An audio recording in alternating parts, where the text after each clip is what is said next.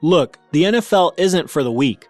It's got some of the best athletes in the world participating in a game that's incredibly risky, sometimes even deadly. There's a reason why it's known as one of the most violent sports, thanks to a group of built athletes colliding into one another. Every NFL season has seen a huge number of injuries due to the nature of the sport, and some have gone too far. Stick around to find out all about the NFL players who almost died on the field. Darryl Stingley. Darryl Stingley played wide receiver for the New England Patriots for his entire 5-year NFL career. He seemed to be on the verge of becoming a reliable weapon until an unexpected injury ended his career and altered the course of his life. During a preseason game, Stingley was running a crossing route when Jack Tatum of the Oakland Raiders struck him hard, causing one of the worst injuries in NFL history. The wide receiver with the New England Patriots suffered a paralyzing blow during a preseason exhibition game in 1978. The impact forced Stingley to fall to the ground in a heap and break a vertebrae, injuring his spinal cord. Even though he partially recovered arm use, he spent the remainder of his life in a wheelchair. The legal hit, which later came to represent the severity of the game, helped pave the way for extending safety measures for wide receivers racing through the middle of the field. The NFL now punishes strikes to a defenseless receiver's head or neck. He was left quadriplegic and paralyzed for the remainder of his life, and at the terribly young age of 55, he passed away. Chris Spielman. While playing for the Detroit Lions, Chris Spielman was among the NFL's top linebackers. In just his 7 seasons in the league, he received 3 All-Pro selections. Following a horrific helmet-to-helmet hit during a preseason game, Spielman sustained a neck injury. He lay motionless on the field for some minutes before magically rising to his feet and leaving. As this was his final season in the NFL, the injury put an end to his playing days. Kevin Everett. The Buffalo Bills selected Kevin Everett in the 3rd round of the 2005 NFL Draft. As a tight end and member of the Bills' special teams, he played in each of the 16 games in the 2016 season. Up until the first game of the following season when injury struck, he'd seemed to have established himself in a stable position with the team. In an attempt to make a tackle while pursuing the opposing kick returner during a special teams play, Everett severely injured his neck and spinal cord. He was left on the field absolutely immobile before being taken to the hospital for urgent cervical spine surgery.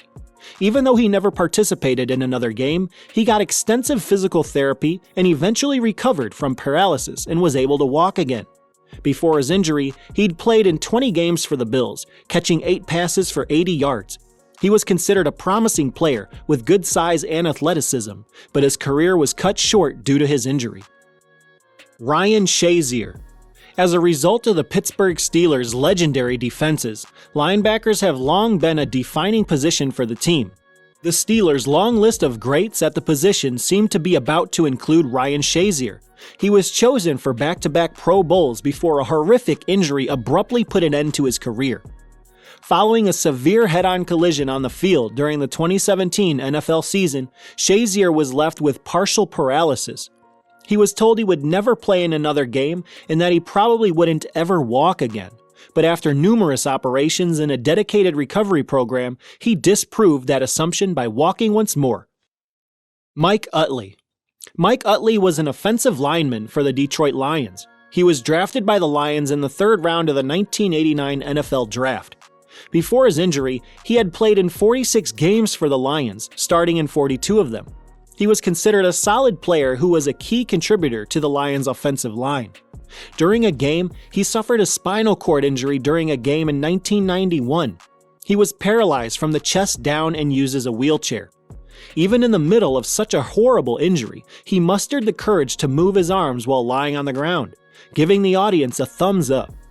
The game then continued after he was carried off the field on a stretcher. That's why the Mike Utley Foundation, which seeks to find a treatment for paralysis, adopted the thumbs-up sign as its logo. Dennis Byrd. He was a defensive end for the New York Jets, who suffered a spinal cord injury during a game in 1992. He was paralyzed from the neck down and eventually regained the ability to walk with the aid of a cane. Before the life-altering injury, he was drafted by the Jets in the 2nd round of the 1989 NFL Draft and had played in 46 games for the Jets. recording 15.5 sacks and 2 forced fumbles. He was considered a solid pass rusher and a key contributor to the Jets' defense. Sadly, the injury brought his shining career to an end. Joe Theismann. Nearly 40 years have passed since Joe Theismann, a former starting quarterback for the Washington Redskins, sustained a terrible career-ending leg injury. Theismann, who was just 36 years old at the time, was sacked by a 243-pound linebacker in the 1985 game. Fans watched as linebackers Lawrence Taylor and Harry Carson sacked Theismann, and his right leg sustained a compound fracture of the tibia and fibula.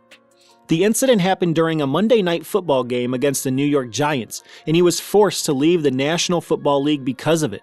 His 12th season run with the Washington Redskins, compiling 206 passing yards, 160 touchdown passes, and 138 interceptions, came to a brutal end. Michael Irvin.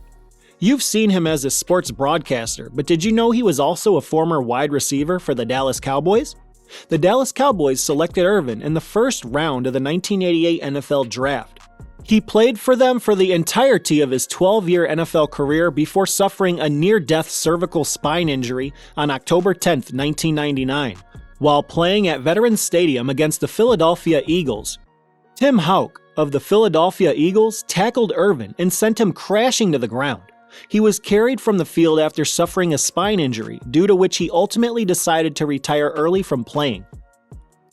Damar Hamlin.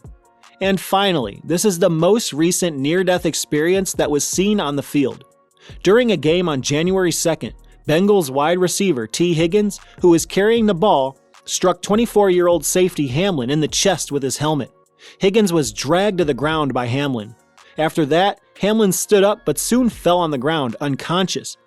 Medical workers cared for Hamlin for 19 minutes, during which time he received CPR and needed an AED. Turns out, he'd experienced a cardiac arrest and had his heartbeat restored on the field, as millions watched on the field and on their screens, horrified. Hamlin spent the next few days in the hospital's intensive care unit in critical condition. Thankfully, he's out of danger now. In fact, he was just seen in attendance supporting his team with his family. We're yet to see when he makes a full recovery and comes back on the field. It's important to note that the NFL has implemented several rules and guidelines in recent years to try to reduce the number of serious injuries among players. Which NFL player's injury left you worrying for your life? Let us know in the comments below, and make sure to watch the next video. Subscribe to our channel for more. See you next time.